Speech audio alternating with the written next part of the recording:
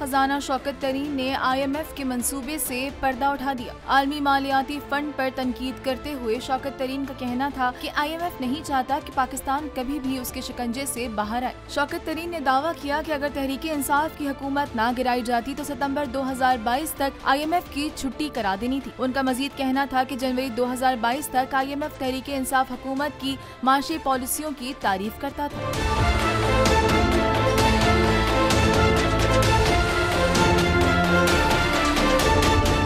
शौकत तरीन ने हुकूमत को मशवरा दिया कि हुकूमत IMF के पास जाए और सैलाब के बाइस IMF कर्ज प्रोग्राम की शराइत में नरमी के लिए मुज़ाकरात करे और इस मुश्किल सूरत हाल में आवाम को रिलीफ दे। शौकत तरीन ने हुकूमत को रूस से सस्ता तेल खरीदने की भी तजवीज़ दी। इसके अलावा उनका कहना था कि टैक्स का दायरा बढ़ाकर टैक्स रेवेन्यू बढ़ाया जा सकता है। अपनी ऑडियो से मुतालिक शौकत तरीन का कहना था कि मेरी गुफ्तगू टेप करना गैर कानूनी है और हुकूमत ने टेप खुद लीक करके IMF प्रोग्राम खतरे में डाला।